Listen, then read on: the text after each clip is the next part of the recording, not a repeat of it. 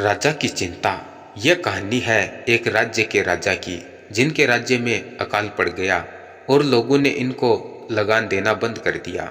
अब धीरे धीरे राजकोष में जो धन संपत्ति का संचय था वह कम होने लगा और राजा को यह भी पता चलने लगा कि उनकी इस कमजोरी को देखते हुए जो उनके शत्रु राज्य हैं वह उन पर हमला करने की तैयारी कर रहे हैं। अब इन सब बातों से राजा को नींद आनी बंद हो गई, भूख लगनी बंद हो गई और इन्हीं सब के बीच राजा ने अपने ही राज्य के कुछ लोगों को अपने बारे में षड्यंत्र करते हुए भी सुन लिया था। अब राजा सोचने लगा कि क्या करूं, अपने राज्य को कैसे बचाऊं, कुछ समझ नहीं आ रहा है। राजा की सेहत खराब होने लगी और राजा बहुत चिंता में रहने लगा। तभी एक दिन राजा के पास एक संत आए और राजा ने अपनी सारी चिंता संत को बताई।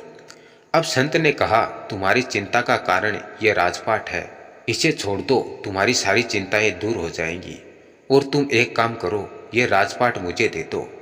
अब राजा तुरंत इस बात के लिए मान गया और संत का राज तिलक कर दिया। अब संत ने राजा से पूछा कि अब तुम क्या करोगे।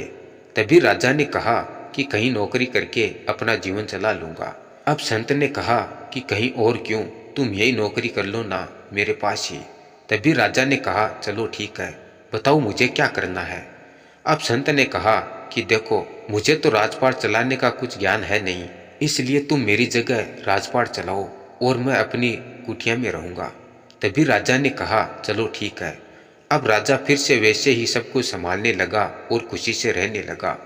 अब कुछ दिनों बाद संत आए और संत ने राजा से पूछा कि अब तुम्हारी चिंता कैसी है। तभी राजा ने कहा कि मुझे कोई चिंता नहीं है, मैं अच्छे से खाता पीता हूँ और खुश रहता हूँ। अब संत ने मुस्कुराते हुए कहा कि तुमने एक चीज पर ध्यान दिया, तुम जो पहले कर रहे थे वही तुम अब कर रहे हो, लेकिन सिर्फ तुम्हारी मानसिक स्थिति में बदलाव आया है। पहले तुम इसे एक बोझ समझकर करते थे और अब इसे तुम एक कर्तव्य समझकर करते हो। बस यही फर्क है पहले और अब में। अब तुम अपने राज्य को संभालो और खुश रहो, मुझे नहीं चाहिए तुम्हारा राज्य।